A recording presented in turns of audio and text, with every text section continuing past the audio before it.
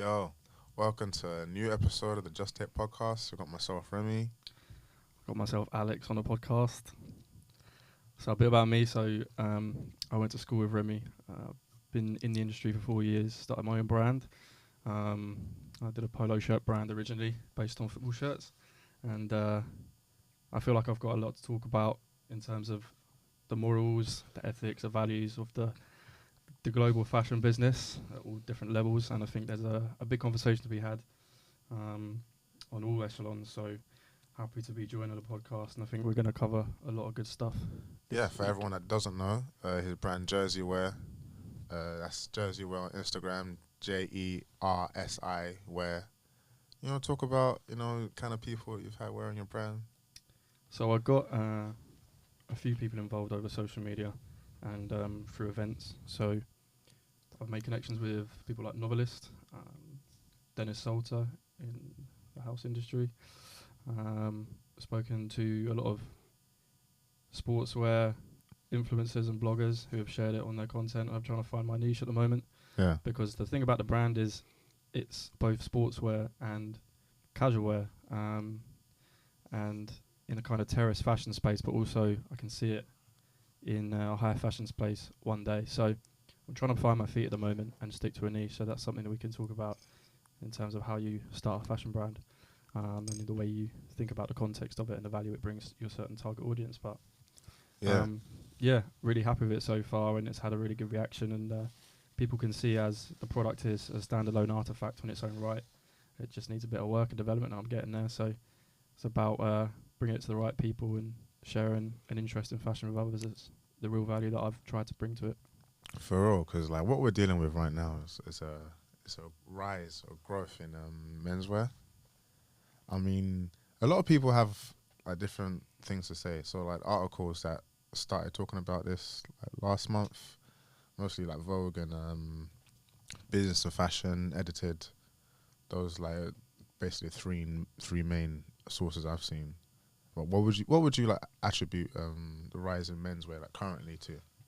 So I would say first and foremost, when social media kind of blew up and a lot of people were given a platform to share their independent creativity, it took the focus of the business outside of the corporations who come up with the trends with huge budgets, huge marketing budgets, huge development budgets, and it allowed independent people to build their own communities and their audiences and their products, which was quite difficult to do beforehand. And we know that social media has had a huge impact on these things. Yeah. And I think the fundamental reason is that people wanted to look for audiences on the internet that they couldn't find in their immediate environment on the high street. And when you do get communities building, it starts to change the influence of the culture itself, and styles start to rise, and people start to buy into those styles, and they take new forms. So I guess in answer to your question, it's mainly down to just technology and the way that we can just access new people around the world. Yeah. And I think it's very much for the better, but there's all kinds of connotations to it, which we can talk about for good and for bad. So you're basically saying is that the only like source for like the rise in menswear like today, 2022? Like social media, technology. Well, blogs as well. But Blogs. YouTube is huge, obviously, Yeah. because you've got content creators coming out, putting their content out there and trying to. I don't know if they do it for profit, or they do it for their own egos, or you can often tell why people are doing it for the right reasons. But I think our generation is just tapped into the newer things, and we go seeking it out because we have the platforms to do so. So I mean, specifically, what they're talking about is like a tailoring is made a return. They're saying that smart casual pieces, guys are like investing heavily in those, and there's a specific focus on gender neutral clothes. So I guess from a clothing perspective, from a technical perspective, that's what I guess people are buying into. Like people are maturing. People in their mid-20s basically. So they're starting to venture out. So what you're seeing is less of the skinny jeans and more of the wide leg trousers, Yeah. which I was doing like a couple of years ago, simply because of comfort. It's not like I was wearing skinny jeans before, but I mean, I was going for like a wider leg than previously. Yeah. And do you think that you've taken that direction based on your own choices, or Yeah, have you for been? sure. So you've done that. Yeah, I feel like that's good because I feel like a lot of people just buy baggy t-shirts and oversized t-shirts and buy them for a big price tag. And you know, I was in that headspace a few years ago, and I don't know how a lot of people feel about this, but when you start maybe working out, and I think physique has a lot to do with the way that people pick and choose their style and their yeah, items. for sure. So I was a bit skinnier, so I wore baggy t-shirts, Yeah. but I like the aesthetic. I like the oversized fit. But then I was like, look, I'm going to the gym and I'm trying to look after myself and eat really well. Yeah, Why would I not show it off? Now, Yeah. a lot of people laughed at me and said, you're an idiot. Just stick to your style and be yourself. that's it. But it depends. Sometimes your physique can be shown through a baggy t-shirt, the way it fits your shoulders or everything like that. But it is down to aesthetic, and if you carry the aesthetic off. So, yeah, trying to find a middle ground. But I think the days are gone of, top man skinny jeans and plimsolls. That's far gone. It's just not good. And I know that a lot of people in the fashion industry who do have an awareness for aesthetics do see that on, kind of scraping the barrel terms. It's not that good. But it can be worn properly. But Yeah, I guess it depends what social group you're in or what kind of tribe you're in, and if it fits your aesthetic. see, I knew like 2016 for sure that the kind of skinny jeans, that skinny thing silhouette wasn't it. And I listened. I listened to what San said. Basically, he said, he kept on talking about my Harishi snow pants like for years, and I didn't really like pay attention too tough because like I seen the prices. It was like $2. I was like, fuck. Yeah. But I finally got a pair of my hands on a pair of snow pants for the first time in 2016. I had like indigo, medium sized. They were cool, but it's like at that time I couldn't actually really wear them with anything. So, I mean, this kind of sat in my wardrobe for a little bit. Yeah. Not collecting dust, but so I was rocking the Uniqlo pleated trousers, medium as well.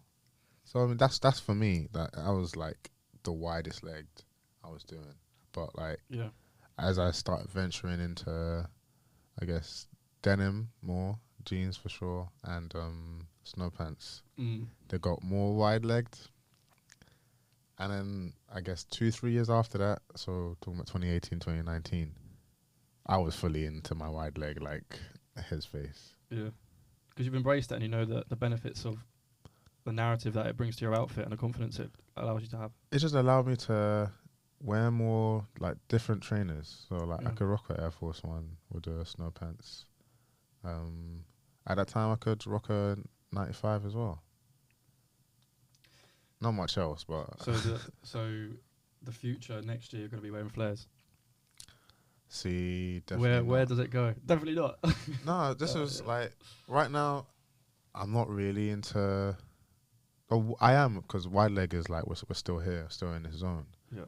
But it's like what I was venturing for there was like to be able to wear more footwear, but I didn't actually. I ended up wearing more like hoodies and baggy tees, which was cool.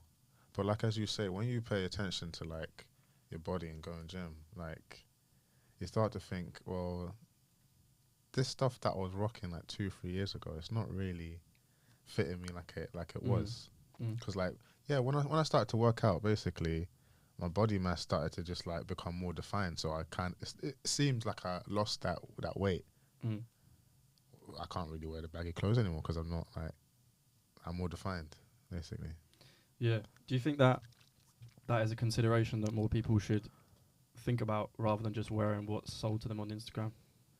Yeah, for sure, because that's how girls dress. Girls dress based on like tailoring. Yeah. Mostly how it fits their bodies. I think as guys would just wear like whatever, like off the rip. Like. Yeah, I mean, it's an interesting thing to compare women's wear to menswear. I mean, you know, We're all human, so it's We're just all- clothes. but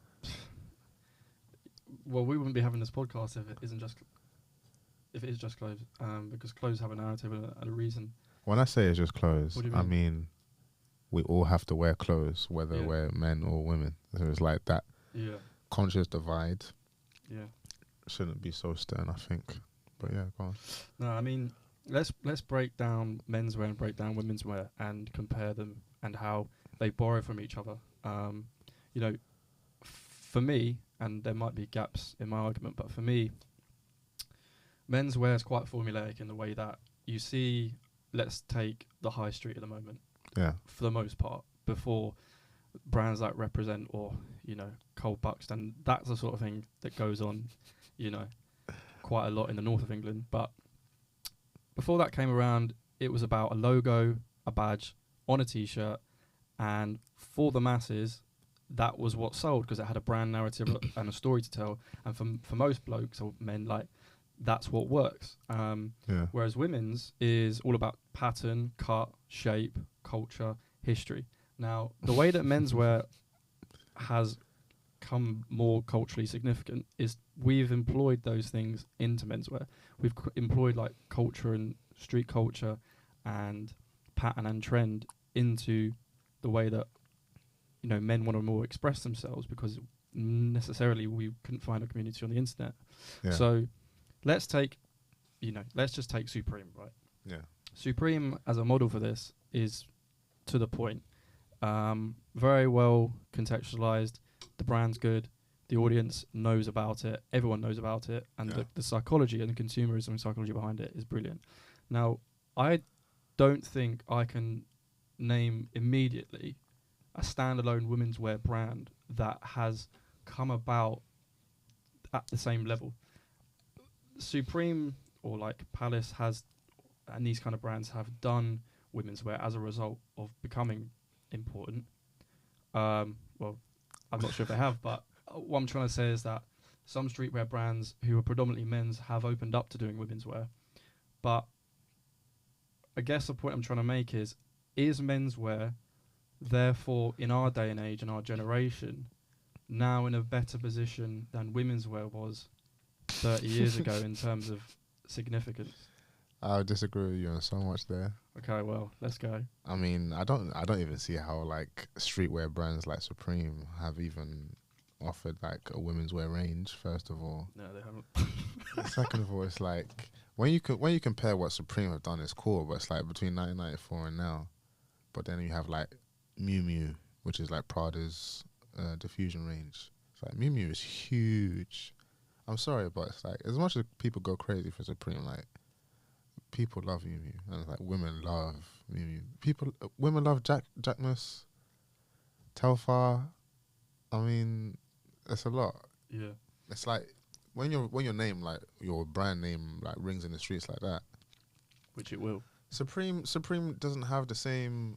I mean, it does when you see the clothes, but the name has lost its appeal. So when you talk about growth, it's like, Yeah. I mean, I think women's wear is just taking over everything, like all the time. Is streetwear originally a men's thing, or has it always been Definitely a not. 50-50? Definitely not. If you see the origins of streetwear is basically almost, I wouldn't say solely, but people like Vivienne Westwood and Ray Kawakubo, like, Yeah. I mean, when you have Dover Street Market, that's like, it's not, I wouldn't say it's Ray's idea, but it's her brand's idea. Yeah. She's almost 90 years old or 80 years old. Like, even Vivienne Westwood, she's definitely 80, 90 years old. Yeah. You've seen what her brand's been able to do. I mean, wasn't it the Sex Pistols? Sex Pistols, yeah. Exactly. I was just listening to them yesterday and today, actually. Yeah. Yeah. Well, that's interesting. I mean, the whole thing about Vivienne Westwood, like, very successful, and the way that Sex Pistols, she was able to open a shop, I think, in West London, Yeah. and charge a fortune for the clothes she was making. But she was aiming them at, like, not necessarily people who could afford them, but selectively chose pieces. So it was grounded in a culture, right? Yeah. And it was essentially what a kind of audience wanted to buy. Exactly. And what she did was said, right, I'm going to look at a social group. I'm going to study them, research them, understand what they want to wear. You think that's what she did? Well, this is the thing, because I've ended up concluding that might not have been what she did, but it's deeper than that. So I'm saying she looked at the audience and then she designed for the audience. Okay, in simple terms. To some degree, yeah. To some degree. Yeah.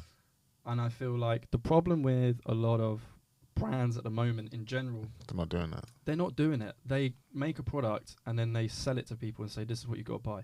And you get some, I can't swear. You can. Some fucking rubbish being marketed to us. Yeah. And that's what's lost in the industry at the moment, because people don't have empathy for their customer, and that is a design principle. Now, that is a topic for its debate in its own right. Because it's not even about that. It's about the money. They're not It's doing about the it money, for it's about the business. We're not doing it for like people that are in a similar position as other people. You're not looking at from like a cultural perspective. You're doing like a. I mean, I was gonna say it's Shane, but Shane do know who the customer is really, and they're just able to steal off They just designs rip that people people off, want. don't they? Yeah. Yeah, I saw a few jersey collars knocking around. So that's probably too far in the right direction, where you know your customer so well that you're willing and able to steal from everybody else to make your customer happy at cheap prices. Yeah, if you can get the volume in, then it can be sustainable. Yeah. But it's about getting that sweet spot. And because they know that's one thing that I guess they're able to do with in regards to women's fashion, they're not able to do with men's fashion so much. The cheap products, because just the way men and women buy products or buy clothes is very different. Yeah. So I mean, how would you say it's different? Shane are able to exploit that. I mean, men usually buy in less quantity, a lot less quantity. They go for usually bigger brands. It's as simple as that. I mean, that's a major one right there. When you're able to target women who will buy more quantity, not well-known brands, buy whatever, just as long as it looks good or fits good. Yeah. If men were able to get into a headspace of that, it might be better. Might be able to save some money, but at the same time, there's also that open field, I guess, for being taken advantage of from a brand like Shane. But it works both ways. You might get taken advantage by a brand like Balenciaga, who only would never admit, but they only offer a certain value past a certain point. You pay £500 for a t-shirt. Now the functional value and the aesthetic value is great, but you're actually buying into, you're buying into a group that says, I've got a lot of money, I can afford this. The thing is, what I believe genuinely from like just my own experience, like seeing how people react, I believe that like men really do buy into a brand and like its message, and women don't really care that deeply. Yes. For them, it's about the aesthetic, it's about image, perception is everything to women. Yeah. But for a man, it's like you can be superficial, but it's like if they're buying into your message and they see them and them like rocking it, like that's worth enough. Yeah, and there's obviously a divide between people who have a lot of money but not a lot of aesthetic depth to themselves, who actually do go after the brands. Like if you go to Bond Street, that's what people buy based on the labels they're buying. Yeah. But that's the predisposition to buy the brand. It's not for necessarily the quality, because the prices don't always justify the quality. They don't, but can you hear me better now? Or a lot better now? That's better, yeah. Damn. That's not even my fault. But going back to Balenciaga now, or any of these, top tier high street retail, not high street, but top tier retailers. Yeah. What are they for at our level? If we buy hoodies and t-shirts, I feel like it's kind of like a scheme to, support the high couture end of it. Almost like a pyramid. Like these are the bricks and these are the pillars to support the fashion shows, to support the big business. Yeah. So, they're kind of like, I might say, depending on our insecurities, to buy their products and give them money, because people see brands as a way to, fill a hole in their insecurities, and they're buying that security back and they're buying their ego back. So, are most people that buy these products and let's say their target audience is Bitcoiners, right? People who make Bitcoin money. These guys aren't necessarily style aware. They're just going by Instagram aesthetic, and they buy a T-shirt to wear with Nike Dunks and a pair of shorts. And you might have a different opinion, but this is my perspective. It looks like you do. And are we really truly interested in fashion if let's say I'm buying Palm Angels and Balenciaga and a Gucci T-shirt for £500? Am I truly a fashion fan, or am I a fashion fan if I go on Shein and buy a T-shirt that's £50 or £5 and suits me and my style? This is why we have Goldie on the podcast, because he's going to ask the important questions. See, I personally believe it doesn't matter. It's like how you rock it. But I mean, first of all, I think like those three designer items, that will cost you a lot more than £5. Yeah. But having said that, I mean, it really depends, because like you might see something on a celebrity, and like, oh, they're rocking that nicely. How about, what if I had that? I wish I could fucking afford that. Yeah. One day. I mean, that's how a lot of people got into like Arc'teryx. Yeah. Welcome. Guess who just walked in? My guy. Which mic do you want to use? We're gonna find out which one is which. So he's 2.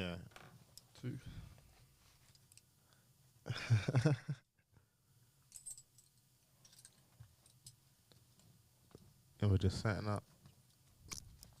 I got my man. You want to say here or there?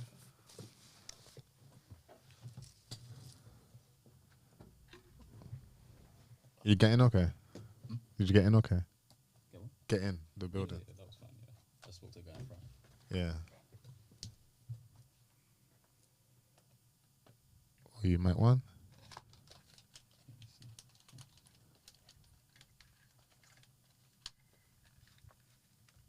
Yeah, that's all good. What is he right one? Yeah. 1, 2, testing, 1, 2, 1, 2. Or is it 3? That's what I'm thinking. 1, 2. Yes, it's free. 1, 2, 1, 2. Yep. All right. Back to it. Yeah. Sorry, I'm late, guys. It's all right. A lot of traffic issues and shit. What were we talking about? Talking about Valencia. Yeah. So the functionality of buying a T-shirt for £500, if you can afford it, if it looks good, and if there should be, well, based on what we were saying, maybe there should be a brand that makes good product, makes it accessible, makes itself culturally impactful, and doesn't justify someone spending £500 on a T-shirt. Maybe re-ask your initial question, because I think he's going to have a really good answer. Do you want to introduce yourself before you answer? Yeah. Alright, cool. Let me see. Oh, my name's Theo. You can find me on the socials, Teddy Hawks. I do a bunch of stuff all round. I just do photography, videography, styling, all sorts. But yeah, raised in London, Hackney, Islington sides. Don't know. Ask the question then. Oh yes, yeah. Forgot my question. You're basically asking What the impact of Balenciaga on like the cultural impact, or he was saying if someone spends upwards of £5 on like Balenciaga, some other shit, Gucci, or would I just like the Bond Street brands? and Palm Angels, Gucci, Palm Angels, Oh yeah, these like and Balenciaga. Bitcoin brands. Or if you spend like £50 at Shein, who's like the more into fashion? Like it doesn't. That shouldn't justify who's more into fashion, really and truly. I said, who's putting it on is what I said. It depends on how you wear it, and the whole vibe with it. Because you could see some guy with like It's 2 against 1.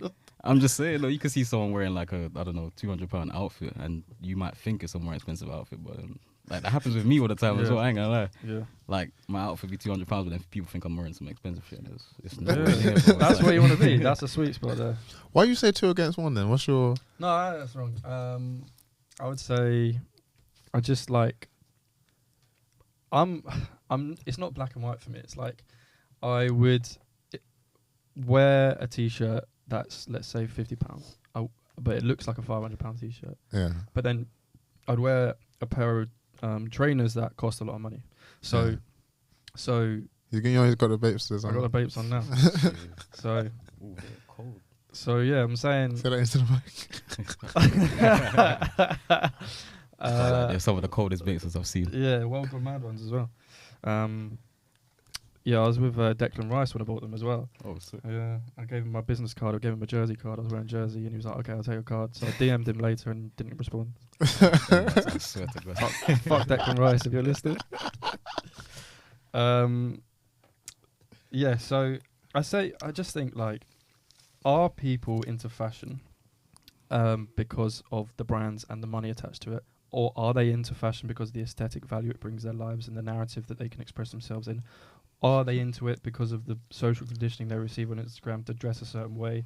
Mm-hmm. Or are they interested in fashion because they genuinely are interested? Now, we just made the point about spending loads of money on clothes or spending a little amount and making it look more expensive than it is. So who's therefore more into fashion? Is it the person that's self-aware, socially aware to make something look more expensive? Or is it the someone who can just douse around money like it's nothing? Who can afford it? Slightly, I can't lie, it's both. Like, Because even it's a business. Even though Kanye wrote, he ran away from the bill. He was basically like loaning these items. There was like some rare archive, like RAF pieces. He's been loaning that since like 2016. It must have been like at least 50,000, well, at the very least. And I mean, when you have 50 grand to play with, and like I don't know, you had some like art mom or some shit, like, or she was like Lucas Abat's mom or something. Like, I don't know. I'm not gonna lie, there was something I was thinking about on the way here. Yeah, it was like you know the whole Balenciaga, Kanye, Gap situation that they got going on there. Yeah. Like, I feel like I mean, you know my take on the whole like Kanye, Virgil, Arblo, what they've done, and I'll explain that in a sec. But it's just like I feel like it's a good thing and a bad thing, because in a good way they've kind of made a bridge between the lower end and the higher end of things. Yeah. However, why are hoodies that are just the most basic hoodies, Simpsons hoodies, like Okay. why are they £200 plus? That I still don't understand that. And then talking about the youth and the culture and you're not like, the youth shouldn't be being forced. exactly. They're being pushed like to go behind the hype, yeah, and then pay for things that they can't afford. I have two answers for that. Exactly. Okay, so Kanye is in a situation whereby he was going through too many samples for the working with Gap. And Gap are not like that. They will do like 2 to 4 samples, and if they do 2 samples, one of them's gonna go out. Kanye's Kanye. He might be doing like 15, and none of them will go out. So they're like, so he brought in Demna and Balenciaga to help him do the samples. So that's why it says engineered by Balenciaga. Yeah. So I mean, that's some kind of justification for the hoodies being 2 bills. Like when you have a fashion house like Balenciaga helping this collection, this is like basically the first one. Well, obviously, it adds value, and it adds a lot of like, I don't know, technical value as well, I guess, in it as well. Not as monetary, but I mean, come on, man. Like, you can't be forcing the youth to pay $260 for a hoodie and shit like that. It just don't make sense to me. Like, like, I mean, you like, if anything, reinforce like the normal Gap products and like, I don't know, raise the price of that a little bit rather than like, I don't know, man. It's just, I feel like it's just a bit too much, man. It's unnecessary. So where's it going in future then? So we're at this point now, but how would you like to see it unfold in future? What needs to change? In my opinion, it's either, I feel like the people's mindsets need to change really and truly. And then even like the production of like the lower end stuff. To be honest, I mean, end of the day, there is a lot of high fashion products that are still being made by the same manufacturers as the lower end of things. But it's like, why are people having to pay for... it's just this whole issue of just the pricing for me, man. Of people having to pay these crazy prices, and it's like, this is the main drive behind all the hype, and it just don't make sense to me. The youth can't afford it, and then the youth could now have to go and find a way to hustle. And I mean, that's also a good thing, though. No, but he's being cheeky, though. It's kind of influencing youth to kind of go out there and hustle a little bit more, get some more money, but then to do what? Go flex on materialistic things. Because I'm saying, it's like, if you're paying like almost gallery department prices for like Gap, that's just rude in my opinion. Because if you're saying like 220, that's what I'm saying, bro. I'm not sure if they're actually charging that, but Like I know 120 Gap are, but I'm not sure Mm. if like Lanvin would do. So are we? Is this a form of mind control? Are we controlled by these brands? But we already know this, and he said it as well. New slaves, like what We're do you slaves. mean? We're slaves to these brands, aren't we? But that's the thing, because it's kind of meant to be that way. If people don't realize, like the way like department stores, like just on the high street, they're in existence because they copied from the fashion houses to be able to supply to customers, just regular people, Yeah. at a cheap price. Yeah. And they've been doing that for centuries. It's not something that's going to change. But at the same time, it's like fashion houses used to have couture and they used to be able to rely on that. So they can't really. So they've had to really adjust their whole pricing like structure. And this is one of the ways they've been able to do it and still continue to be successful. So in that case, do we have the right people at the top? Do we have people like Balenciaga? Do they deserve the right to be the arbiter of what goes on in the industry?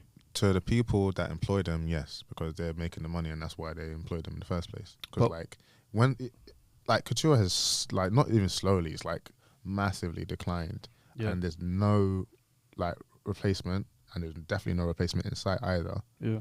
And year after year after year, brands are continuously able to rip off your designs, and nobody cares. Like, imagine actually being able to do that. Like, it's cool people hating the fashion houses because they have all the money. It's like, but yeah, they made the designs, like, and stuff. They employ people over these. It's like tradition, history, like being able to continue. It's almost like a Premier League team. Like, if you were able to just go to like, I don't know, Manchester United and just call yourself literally Man Red, and just like be there next to them and like sell their shirts and some shit, like, I don't know, Ronaldo, like have a Ronaldo shirt and just like flog that. Like, people would be kind of vexed, like. Yeah.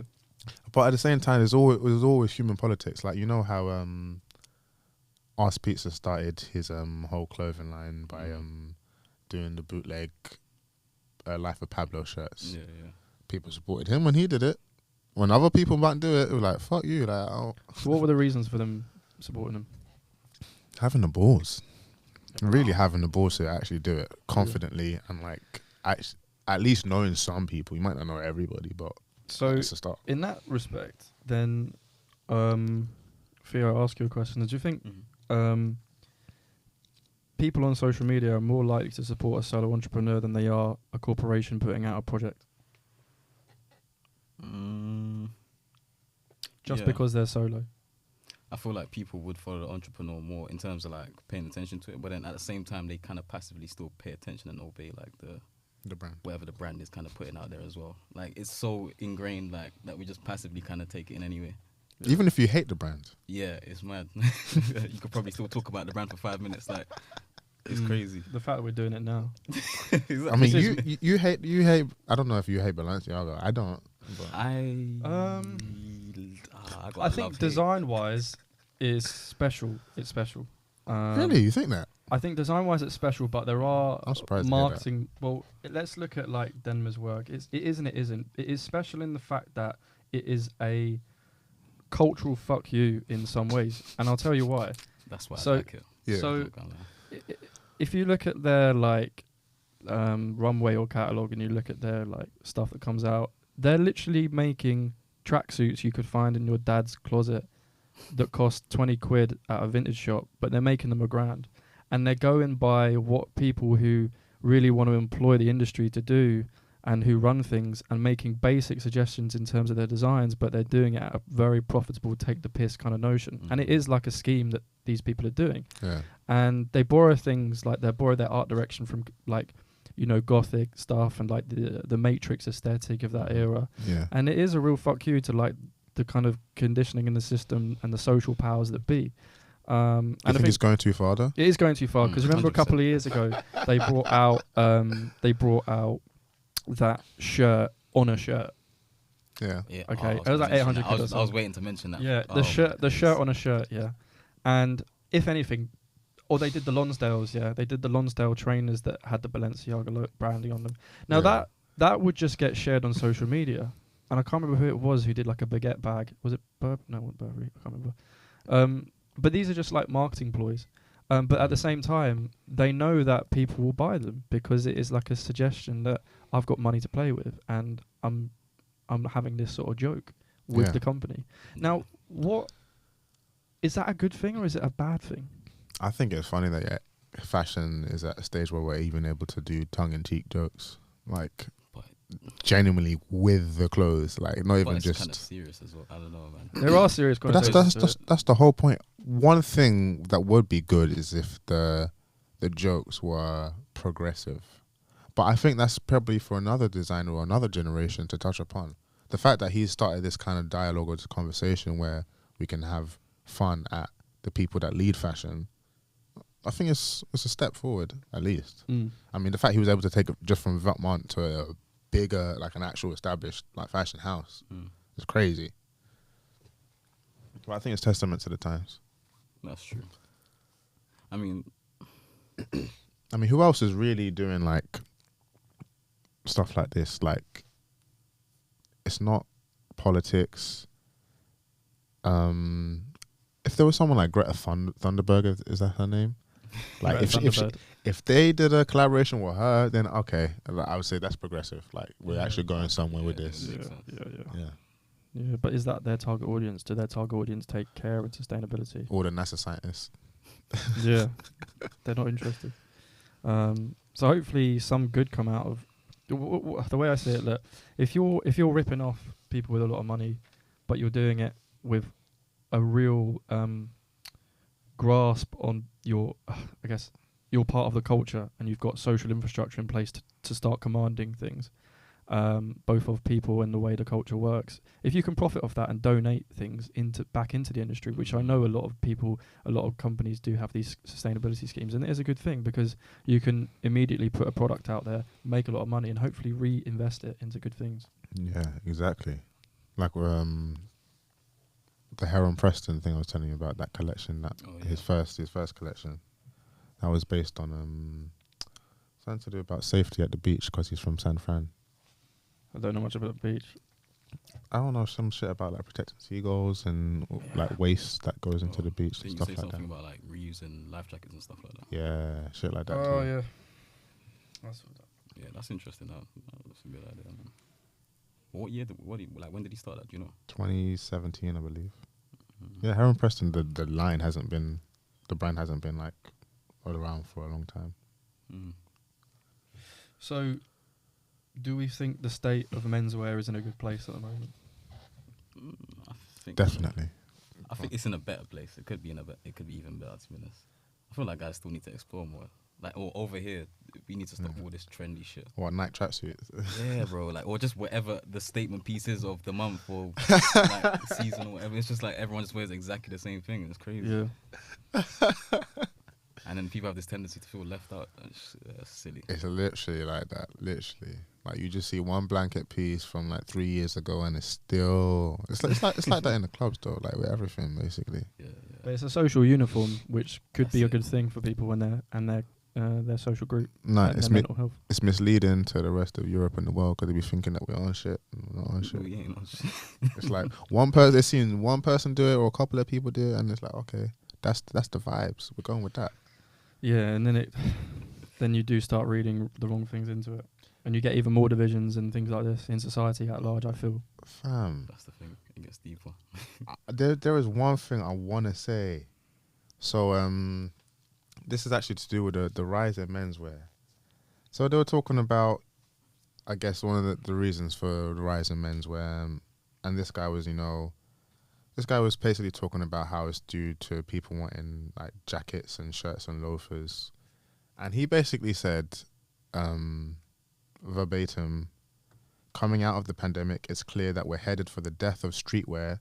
Men now prefer casual suits or shoes with hard soles over sneakers. His name's Chris Black, and he's a menswear and culture specialist who consults for brands like Tom Brown, New Balance, and Stussy.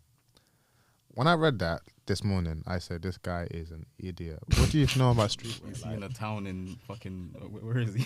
It's like, what culture are you a specialist in? Like, if you...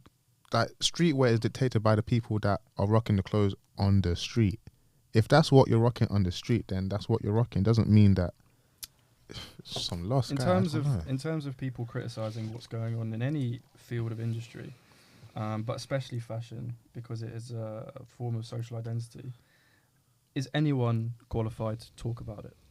Yeah, but I just feel like everyone's so keen to just shit on streetwear every given opportunity, even when it's not even included. Man, just want to say it, But just because. You know, when, let's say, like Salomon brought out those trainers that are doing really well at the moment, but originally, or like New Balance, like the way things are brought back and then marketed and then just take on their own, you know, they fly for themselves. Yeah, Prior to that, people would see them in a different light.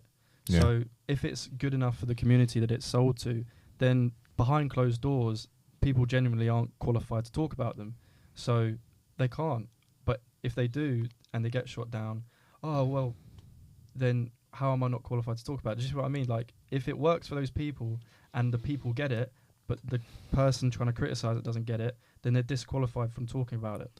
I don't believe like there's any like disqualification involved. There's a red card. Yeah, sometimes quite. I just believe that like you need to be a lot more introspective than that to be saying something so stupid. Like if you actually knew what streetwear was, like you would actually know that it's not defined by sneakers, mate. That's not. If that was the definition of streetwear, I don't know where Supreme would be. Like, just Supreme always sell sneakers if without like cross collaboration or something. Have you ever seen just a pair of just Supreme sneakers just by themselves, just made by Supreme? No. Exactly. So what's he talking about? This guy's an idiot. Like, I mean, wait, when was this written? This year. Recently. Right. This was in July. Yeah, he's in the fucking metaverse or something. I don't know. Yeah, you can't. Like, You can't generalize. Yeah, from what I've seen, I mean, yeah, I'm about to generalize, but No, but you can't. I feel like people are more, okay, well, opinion-wise, I feel like people are more like after comfort than anything. Yeah. And the stuff that he's pointing out, hard shoes, etc., that's not comfort, bro. And that's what people are trying to move away from. They're trying to find like most a comfortable way to look smart still and still look stylish. And, yeah, like. It's like when you see like the Koreans and they're in their suits and Air Force Ones, like they'll be wearing the casual suits with the Air Force Ones. You're not saying that streetwear is dead. Like, that's true. Seriously. No, I hate the fact that people are just so eager to shit on streetwear at any given opportunity. You want to say it's dead, it's done, it's over. I've heard a lot of that like this year. Should it be renamed? It definitely should be, but I mean the name sticks. I mean it's got its roots from. But I feel like the definition is lost though. Like people don't know what to define streetwear as. Because you just have people just coming up and just I don't know. Just want I to feel like everything's streetwear now. have something to say. Because we made it that, like the people on the street made it that. 100% a good thing though, but it's just where you get these little arguments. Yeah, that's true. It's incredibly conflated as well, like confused. If you see like a brand on Instagram, like, oh, that's streetwear. It's like, well, how can you define it? Is there like a definition of streetwear? Yeah. You know, where do things sit? What can you dictate as what streetwear area or fashion? of streetwear? Like, yeah. is it sports streetwear? There should be there should be a better system of defining things. Like, who should be on the council then for making the decision? Because if you look, The fashion council, seriously. If you think about streetwear, maybe instantly coming to mind is a baggy t-shirt that ultimately fulfills someone's goal of looking like a streetwear kid. And we all have something in mind of that, depending on who you are and where you're from. No one's really doing a slim fit polo shirt. Ooh, business idea there. No one's doing like a... I don't feel like I can put jersey into streetwear. I don't think it slots into like the cultural definition of streetwear. I know people call it terrace fashion. Like terrace is like obviously football. Yeah. Like people call it like football hoodie and stuff. But I don't really want it to sit there. It can be translated because I mean when I think about streetwear, I'm thinking about what Senza and I used to wear when we used to skate. It was just like jeans, MS 95s, and a white shirt, and it was probably baggy. And it looks good and it doesn't cost that much and it's not that deep. And like those jeans were probably ripped. Yeah, we'll get some £25 cargos from H&M or some shit. And that can be translated into like if you want to put like streetwear into little departments or pockets like sports or whatever, it can slot into like little different ones if you just like change maybe one item out of that little outfit. Yeah, and there's that social awareness of yourself and self-awareness and design awareness, and a lot of people just don't have that, and they'll jump onto something based on the fact that someone else has coined it as streetwear because they want to buy into it without much knowledge of it. But I think jersey can be streetwear because, like, from where I'm sitting, like, streetwear has its roots in a Stussy tribe, and before that, I guess in the surfers, because skating came from the surfers. Yeah. Then you got the skaters. Then it was like Stussy, then like Half and Supreme, and like we've just evolved like into like Bape and other stuff, Undercover. Yeah. So like jersey is a similar kind of logomania type brand. Yeah. I mean, Vivienne Westwood has done it countless times. Like, she doesn't just like heavily rely on the logo. She would do mad shit. Yeah, you could do the couture pieces and the runway pieces. It would be exciting to think about what that could look like. Like even the Palace skateboards. Yeah. Yeah, one thing we need to talk about this week's drops. Which ones? The drops that everyone participated in or even knew about. Yeah, let me see. I participated in the Yeezy Day thing. Yeah. What else? What else did I get? Got some Jordan 1 lows. Is it? They're not dead though. Some blue ones. I forgot what they're called. Oh my days. I think it was like black, dark, powder blue. They're really getting carried away with these names though. Yeah. Running out of names and shit. But yeah, did you not participate in any of that shit? No.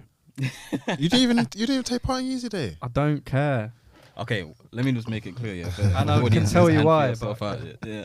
Listen, I don't really care about Yeezy and Yeezy Day, etc. Yeah. I'm just here to make this money. I ain't gonna lie. That's what we like to hear, fam. Just rip off those Bitcoiners. You feel me? I'm done.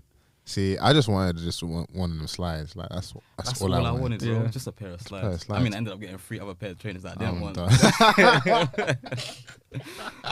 And I didn't get the slides at all. But I'm just have to buy them resale or some shit. Damn. It is what it is. I got me some foam runners though. You got some? Yeah. Oh, I got the foam runners. Yeah. Black foam runners. Wait, off the Yeezy Day thing? Yeah. Oh, that's sick. I don't know if I want to sell them or not though. I'll see like how I'll feel like walking around in them bionic shoes. Like, don't walk around in them and sell them though. But I'm walking around the house. I mean, not like outside. I was gonna say the material's a bit. It's alright, but after it gets a bit dirty and messed up, it's long. Yeah, I'm seeing that. I got a pair of 80s like trainers. I think I wanted, Oh, the brand 80s. Yeah, I think I wanted to sell them at some point, but the way I just worn them like twice outside the house is I can't really sell them like that. Do you want to know why I didn't participate? Why? Because I already know what I like to wear, and I'm not going to let a drop by Kanye West tell me what to wear. Thank you. And I'm from a place in the country where people wear old school stuff like Nike TNs, okay? And I'm into like archive trainers, and it's pretty basic and it's formulaic like we talked about earlier, and I can't be a slave to someone who its prerogative is to try and tell people they're slaves. And at the same time, I've already set my own aesthetic boundaries of who I am, and I do push the boat out to some extent and wear certain brands, but I'm not a hype beast. I feel you. You guys are. Wait, I want to ask you real quick, because you mentioned as well earlier. Do you not have a uniform? Do I? That's it, and that's my uniform changes all the time. But yeah, we all have a uniform. Yeah, that's true. It changes, especially in seasons like winter and spring, summer. Mine changes like every. Actually, no, I have like one standard uniform, but I change parts of it or the way I do it like every couple of weeks or so. I don't know how to explain. Do you know what Americans call it? What's that? A rotation. A rotation. Yeah. Because you might have a few things in your rotation. See, when I hear rotation, I'm thinking something quite different to your standard rotation. What do you think? Oh, I'm thinking rotation. My nose already. When you hear the rotation, what I'm thinking is battery, train. That's what I think. That's why when I hear the word rotation, I'm not here to think like rotisserie chicken. That's what I'm chicken. But yeah, when you keep it in your rotation as well. Yeah. But yeah, I do have a social uniform. I do care for these things. Like I am passionate about analysing and observing other people and the way their social uniforms came to be. And I think that is what we were talking about earlier. If you're a company and you're Kanye West, you are to a degree, because he knows that running shoes and pumps are part of the normal landscape for people to buy their clothes as the style for the masses exists at the moment.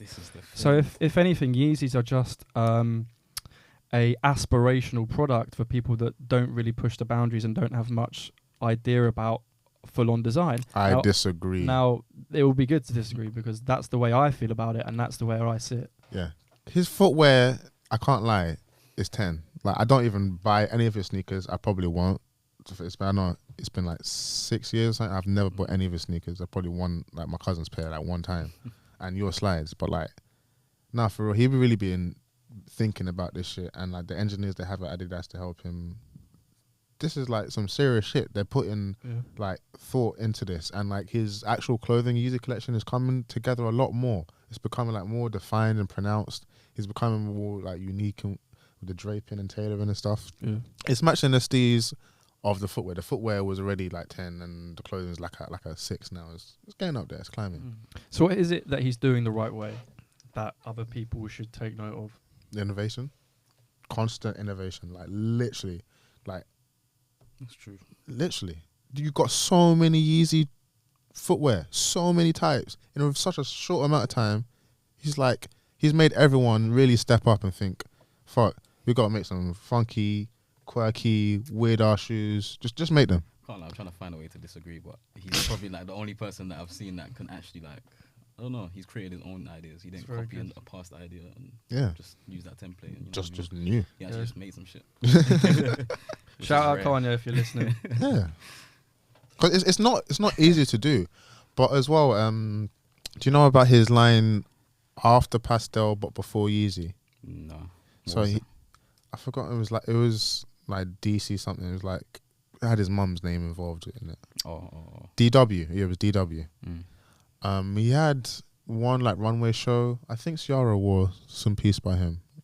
I mean, it was interesting, but that's what he was talking about on Sway Show when he was having that rant saying I spent like 12 million of my own money. Like he genuinely did that shit. Like to actually see it, like I only seen it this year for the first time, and I can't lie, it was like I see it. Like I see where he was trying to get to. Like when you see that, and then you look at like the first 3 Yeezy collections, you can see the growth. Like for real, what he was trying to do by himself, and then what he did with Adidas's help. Like I ain't gonna lie, I feel like I haven't seen enough to say that he's a sick designer, he's this and that in terms of the clothing side of things. Yeah, I would agree with. Yeah, 100%. Exactly. He's changed the whole game in the world. But clothing wise, I haven't seen much difference in the first collection to now, in my opinion. Yeah. There's a lot to be done. That's what I'm saying. The growth has been in like the tailoring, the draping, and like okay, and even with execution, this whole aesthetic that he does as well, it's not a unique aesthetic. That was the aesthetic that was fucking. It was trending on Tumblr in 2015 and 14, and then everyone jumped on it. Like, I was wearing that shit in 2014 before I knew about Kanye's whole style and because I wasn't really into his style back in the day. I was into his shoes, the LV shoes and that shit, but I wasn't into like the way he was dressing until Watch the Throw and Hit and that whole era came and But before that, it wasn't him. Was it the Givenchy dog tee? Yeah. All that spiky shit as well and leather shit. Yeah, that was it. But who else is there? Let's say Kanye, his designs have a trickle effect on other things going on in the world. Who would you say is second to Kanye? Demna. And then next? And to be honest, I would put Demna above Kanye, really. Yeah. It's because Kanye is able to do that shit because he's Kanye. Demna is basically working from just like being Demna. That's hard. Where else has Demna been in the past? That month. Yeah. So become just from there, like Kanye had like, what's it called? Amber Rose, Kim Kardashian, have kids with her, Jay-Z, all these people, Rihanna. It's like when you have all these stuff that puts you in the news all the time, you're gonna make a name for yourself, and the fact he makes music and produces. But is Denmark good at designing or good at marketing? I don't give a fuck what he's good at. People know him and like know his products. Like I think God is talking from like a designer perspective. Or what perspective are you talking about? So when I asked you about Kanye, I would say Kanye is very clever because he incorporates the masses into his designs, but he also incorporates everyone else. And his models for design are for the aspirational people that have just made their own money and now they want to, based off their own aesthetics and social uniforms that they've brought up with, maybe on less of a budget. They're buying a kind of class into when they buy, you know, Kanye's products. The same way Balenciaga does. The same way all these brands work. But I just think sometimes he's deliberately making shoes to fit into that space. Now, I know, for example, he's come out and said that he doesn't want to do that. But I feel like he contradicts himself when he says, you know, I want to make this shoe and make it accessible to everyone at a good price. Well, go on and do it. Yeah. But he doesn't. Still ain't seen that. Otherwise, a couple of years ago, I bought an all triple white pair of Yeezys. I think they were 350s actually. And what happened was, you know the story. What happened was, I jumped on it. I was like, oh yeah, I'm gonna buy them for, I think it was like 180, and I'm gonna try and sell them for double.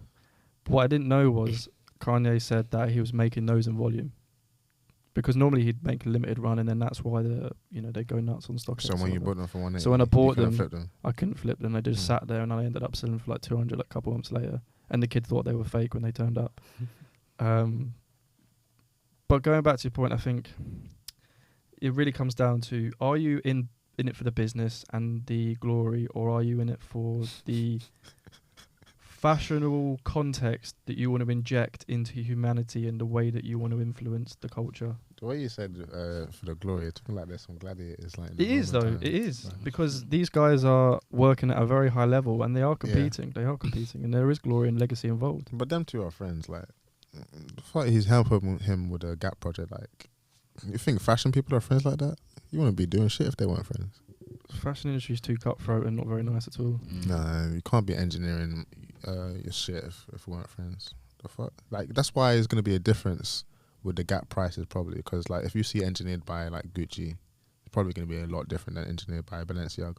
Because Kanye is friends with Demna, cool, that shit can slide. But when you have another fashion house now involved, it might be a very different story. You might see 5 bills like Gap. That's true. Yeah, it's fucking silly.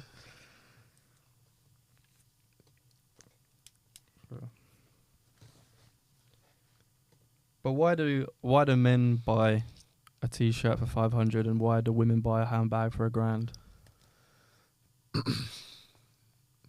I don't know. It's the way that peer pressure works, and I guess perceptions amongst those genders.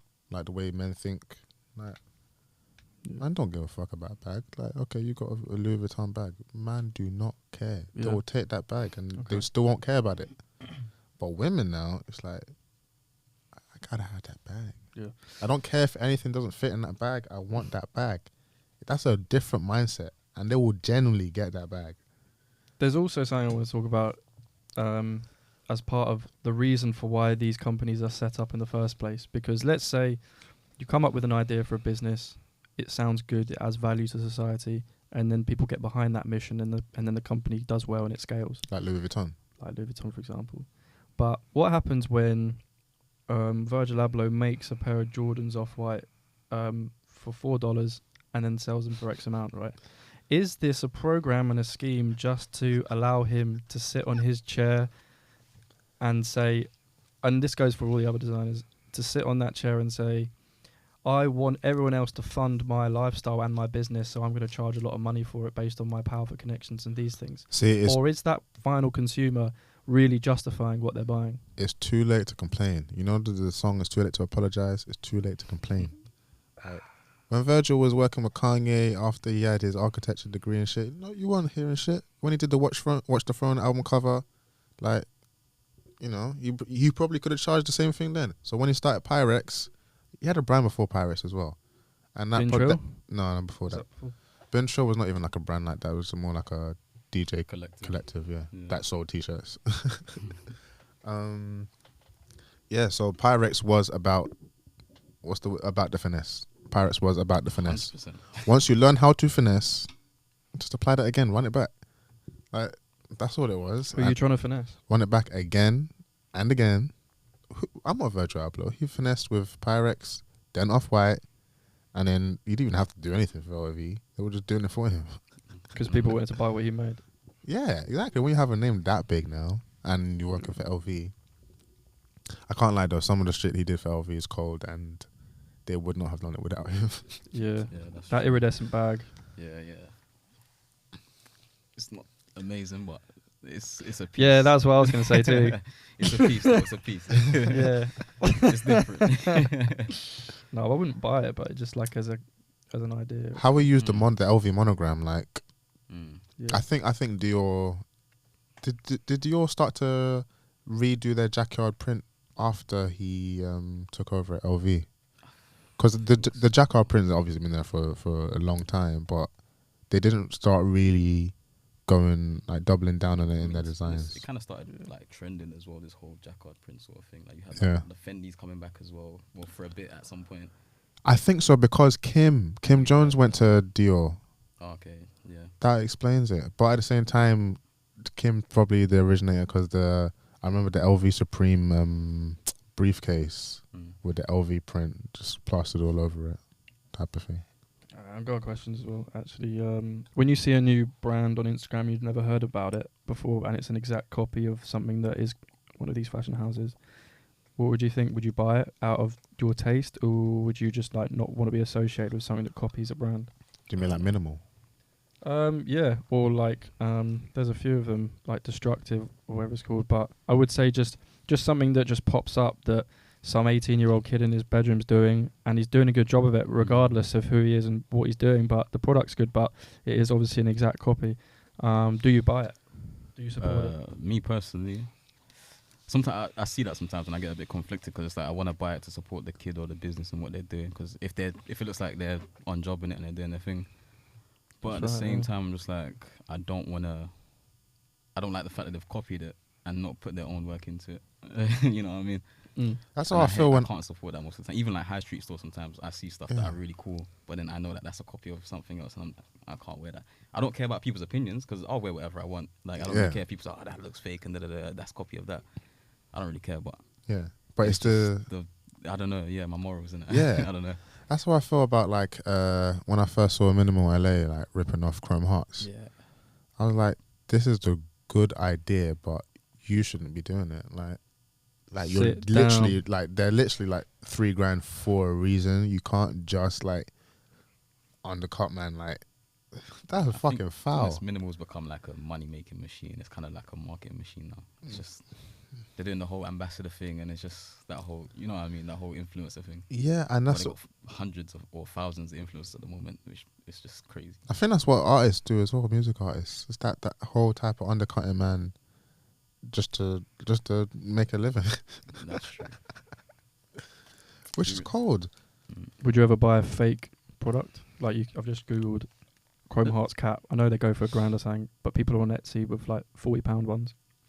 Yeah, I wouldn't buy one though. It's not that deep, man. See that to me that just tells me that the system's got you, bro. Like, if you're willing to, so if you're in like you have to do that just to look good. If you're in like Thailand or something, or China, and you go to the markets and they get the fake markets, would you buy that it on YouTube sometimes? Yeah, people like bartering. Would you like buy a pair of Yeezys that are actually only like £10? Bro, I think selling that shit, making a profit, I don't really care about it. as a community, like I think black people are different. I think Chinese people are okay with just buying counterfeit shit or real shit. Like, they don't really care. Like Asia, Africa, etc. That's pretty normal though to wear counterfeit stuff. I guess, but I guess immigrants though, like African immigrants, not really. Back home, yeah. But immigrants, they'd be too proud to wear it here. Yeah, that's because of the way people are here, man. Everyone's too judgy. Well, I don't know if it's everywhere else, but London especially, everyone's a bit judgy in my opinion. So I'm not even people analyze your shit like way too much. I should say like second generation, first generation, not immigrants. Sorry. Well, yeah. Yeah. I mean, what do you think? Well, would I like would I wear fakes? If you saw a pair of like Bapesters, like, and they were, let's say, like, I don't know, 120 or like £80. The fake ones. Fakes. Yeah, but I'd probably try and get them down to 50. Yeah, something like that. But I probably would. I don't actually own any fake things. And when I do set aside stuff, I'll probably get them in the sale. I got a Bape jacket that was like 500 retail, got it for like 180 in Selfridges. Jeez. And that was like a nice satin bomber jacket. What kind of discount did you get? No, it was just on sale. Oh. But in terms of like fake products, if it was a bad fake, you know, people would laugh at you. If it was a good fake, people wouldn't know, and probably could wear it. I mean, I might be wearing fake stuff right now. You don't know. What, fake jersey? That's all 100% authentic. It's What- difficult. It's difficult to say. Really. How would you feel? How would you feel if you realize people were wearing fake jersey? Oh. How would you feel? That's crazy. Well, two sides to it. I'd be like, yes, I'm getting knocked off now. I'm actually on that level. But I'd also, I know Moncler, they'll like really shout about their like scheme to like just get rid of like counterfeits, because the Moncler jackets are like always knocked off. Yeah. So I definitely have like a concern going to try and not allow people to buy it, but it's difficult to implement it because, you know, you can trademark your brand, but there's always ways around it. There's no patenting in the fashion industry. Yeah. And if someone patented the T-shirt, then imagine that. You can't. So I don't know. Think about knockoffs. It's difficult, but I don't know how I'd feel about it. I'd feel probably pretty good immediately, but annoyed in the long term. I think you two are the good people to ask. Would you like, you know, that authenticity kind of thing? So like the Prada tie I got for graduation, like it had like the barcode. Like a lot of companies now are doing like revamped RFID. So like you can basically go online and check the authentication. Certify the product. And Yeah. yeah. For your brands, like individually, would you like implement that? Like, is that something you would even be interested in? Like starting or like developed? Like at what stage would you believe that's like?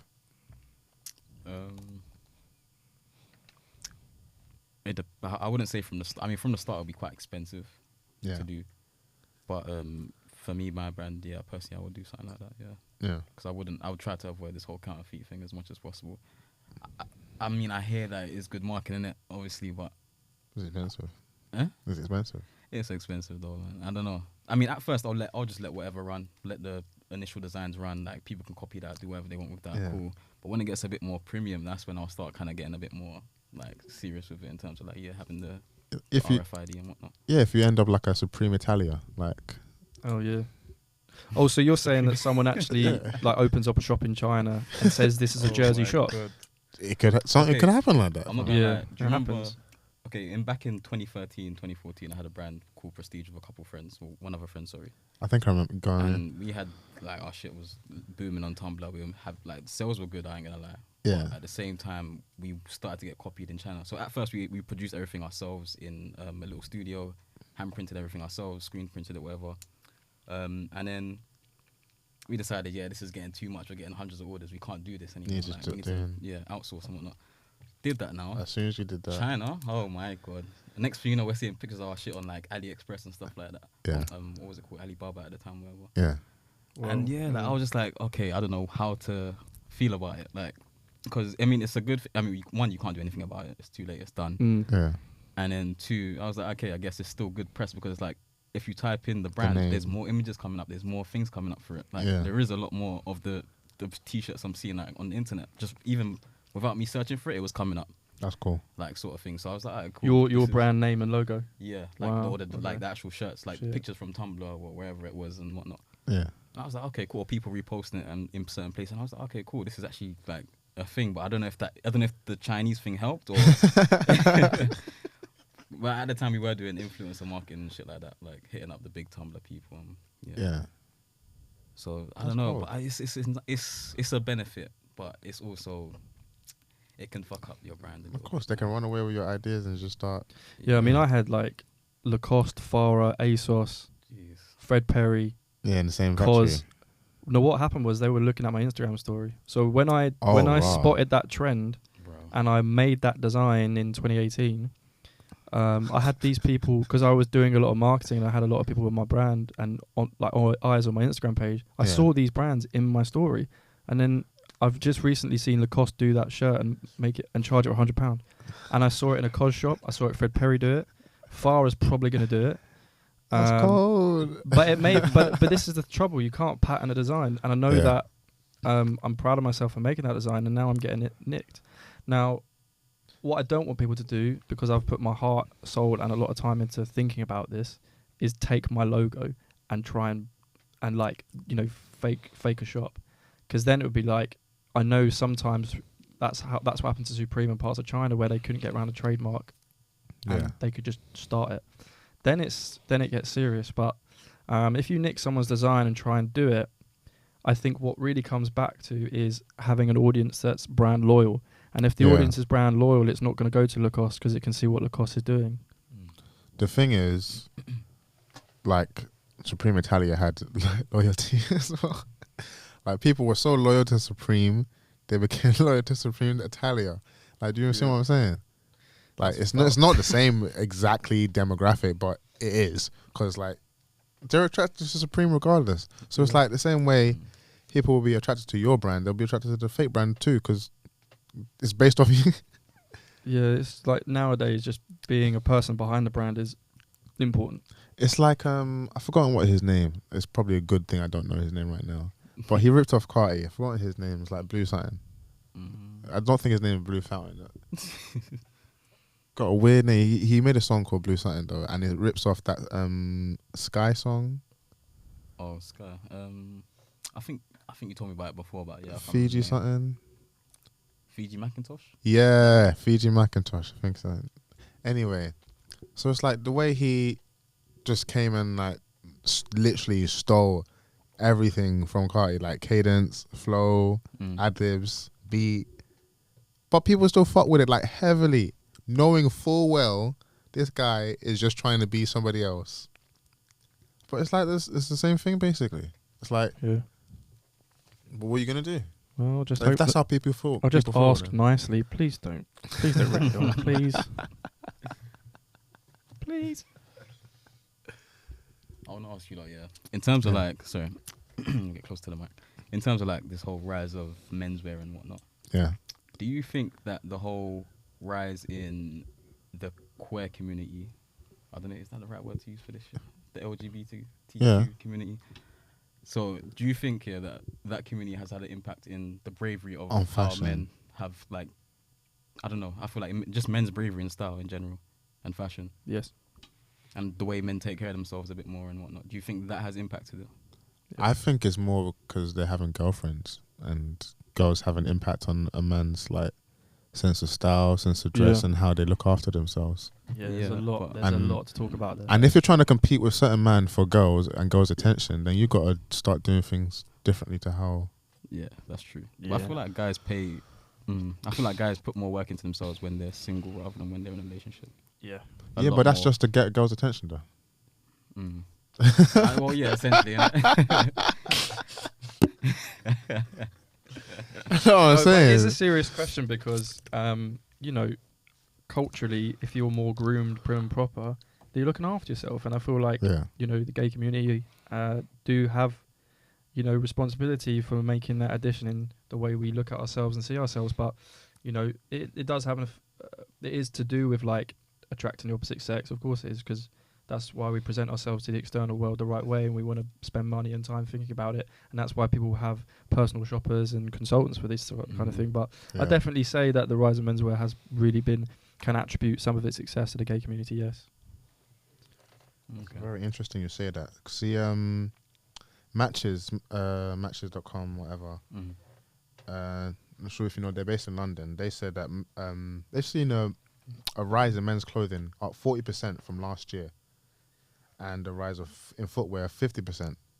So that's like, these are real stats and figures to back up what what experts are saying. Basically, the rise in menswear fashion. As well, I feel like personally, and I was hoping when you lot said this, that the fact that there's more options for men now in clothing. Yeah, I feel like slightly. Like, for example, like that's why I even mentioned the whole queer community thing. Yeah, it's because I feel like with that coming up, there is now more options on the shelf for men. There is more experimental clothing. It kind of mixes with the women's wear a bit more. Yeah, which guys kind of always wanted to kind of do, but never really touched it because of this kind of opinion that was this judgment in the air. But the thing is, what they're saying is basically, it's not just men buying the men's wear. Yeah. Essentially, yeah. I had a girl text me today saying, I know. I had a girl text me saying she bought a Bottega men's t-shirt because she buys men's clothes regularly. Yeah. So she's always in that section. And I said, Might buy a women's dress then. Do you see this rise? Because I've got women's pieces as well, to be honest. experts say that they see this being a T-shirts. long-term shift. Do you see like how do you see it short-term, mid-term, long-term? What's it in it for you? Because they're basically predicting up until 2026, like for this to continue rising. I mean, do you see it like being like that? That's like 4 years away. I think. Is Yeet gonna be that hot forever? Is who, sorry? Yeet. Yeet. Yeah, I personally think he's somewhat him and Kanye are somewhat instrumental for Yeah, definitely. a rise in. Well, why would it stop? Why Why would Yeet it though? stop? I said why? Sorry. Fam, Chanelli. No, yeah, okay, yeah. There's a lot. Like, I know music has a lot of influence, just even from the phrase and then the mention of brands every 2 seconds and cool. Yeah. I get that, but looking at them, do you think that comes from? Do you think it comes from the actual lyrics, or do you think it comes from like the way they dress? Looking at the way they dress and whatnot. I think it's lyrics. I think it's lyrics, man. You got Carti, Uzi. People actually look at their fashion or look at the pieces that they wear, Yeah, like opposed to what they're saying in the music about their clothes. but if you didn't talk about it, no one will give a fuck. It's like I think people are underestimating how much a rapper's co-sign can do for something. Like Lil Baby got paid for writing a bar about Swisher, you know. You just put a line in a song about Swisher and you got paid. No, yeah, people been doing that for time. Like, yeah. that's what I'm saying. So like, this is not that far fetched. Like, just him talking about Chanelli 15,000 times. Like, so at some point you're gonna talk to the fam. You know what? What are the what are the unethical and unjust things surrounding OVO brand? Like, why should people buy it just because it's Drake? I'm done. Is there even a reason for that? I went to the OVO store. You know, it's so trash. It is so shit. In I there. went in with a bag on and they said, "Can you leave your bag outside?" What? That was weird. Are you serious? They thought it was a bomb in it. They were like, "We don't know what's in your bag or what you got it. Can you leave it outside?" What the fuck? I was like, "I'm not going to buy your I t-shirt." thought you were gonna blow What the type of OVO bag is this? store. What does the bag look like? What the Just a regular rucksack. Jesus. I'm sorry, that's funny. They thought you were gonna blow at the OVO store.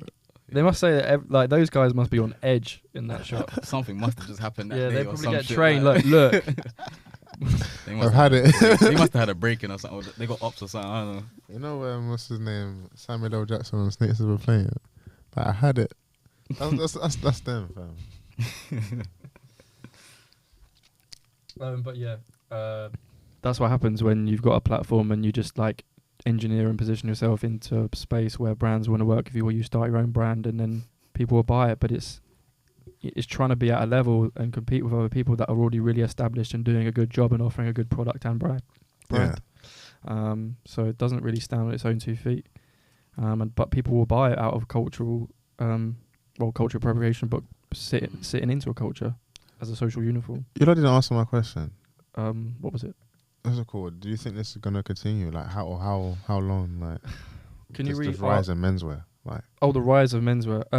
I think it's only gonna grow as an ecosystem and more things start to be born out of it. And like we said earlier, as social media grows and subcultures are generated and people find problems with the current step we are on the ladder, it's only going to grow and cater to more people that put their hand up and say this needs to change and this needs to change. It's like a tree, the branches start to grow. But I think because more men are aspirational, and we're going through a societal time where men have been struggling. This is going to get a bit left field now, but the feminist movement and the women's female imperative has affected men. Like we were saying, you've got to be more competitive as a man to be successful in our society, dress the part, look the part, be more socially aware, be more competitive in natural selection, every man for himself.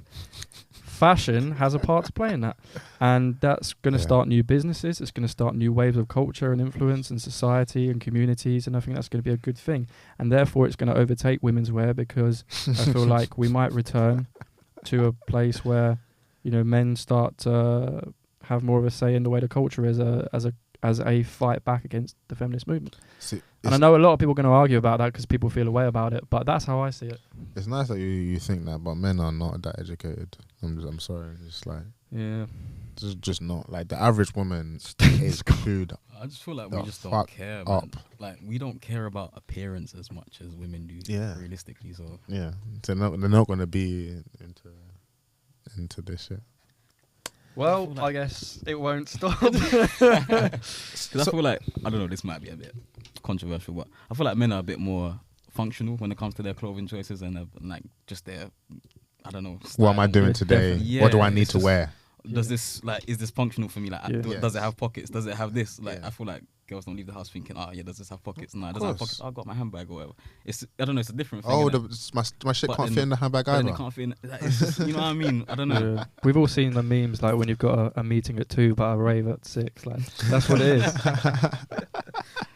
Exactly. I want to ask, what age did you realize that you were into fashion then? Probably like the jerk era. I'm done. Actually, no. I used to go to America a lot because I have family in America and my mum was there for a bit as well. Yeah. So I kind of got a fashion sense from being in New York a lot and kind of seeing how they were dressing. I started dressing more. I started moving my streetwear style from tracksuits and shit over here to then, like jeans and like Converse and all sorts of shit. Like I just started exploring a bit more in it, and then I kind of brought that back here a bit.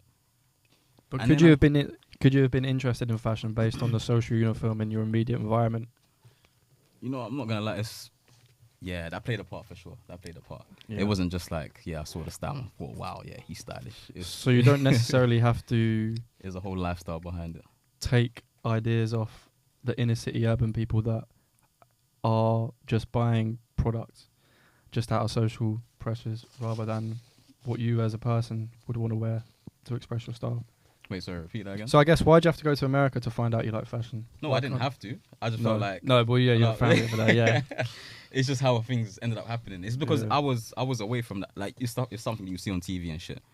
But on TV you see kind of like a stereotypic version. But when you're actually there, you start to see like like if you're in a local area, more so when if you're in a little like kind of hotspot, then it's a bit different. You do see the general shit. Yeah. But when you're in the local Definitely, yeah. areas, you start to see the styles a bit like a bit more.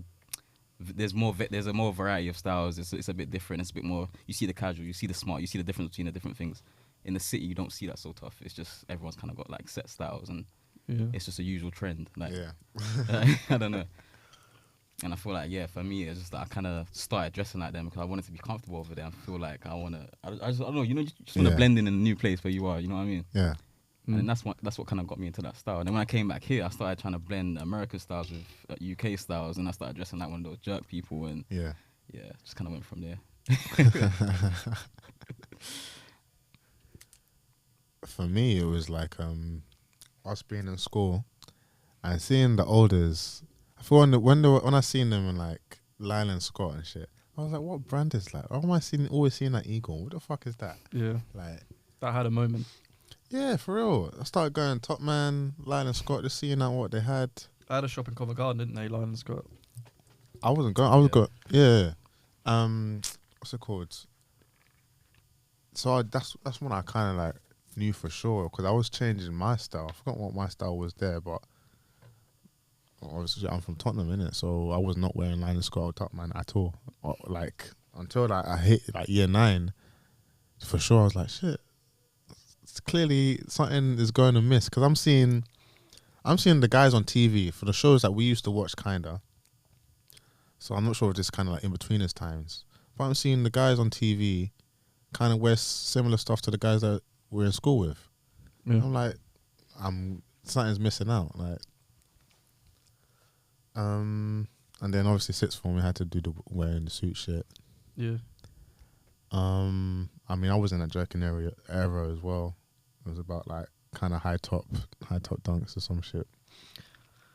I would say I've always been aware of this kind of thing, but also like I've always been interested in the way that social groups gravitate towards wearing uniforms and the psychology behind it and the business behind it and the consumerism behind it. But what is it actually for? Is it functional, transpersonal, meaning that the collective mind can buy into it at a level that is actually a language, like a subconscious language? Yeah.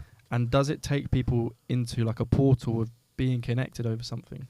And is that morally justified and a good thing for society at large? And is that, you know, when you look at a logo or a brand, is it giving you the right feelings? So when I was little and I start to see people just buying shit, I was thinking, no, it has to be deeper than that. And then I started, learning about it and watching it and just going for it. Yeah. That brother's looking at us like we gotta get out. Yeah, someone's trying to chuck us out. Oh shit. Yeah. It's All right then. time, yeah. Was he watching you now? Not now. Oh, what was I say? I want to see. Just close the curtain.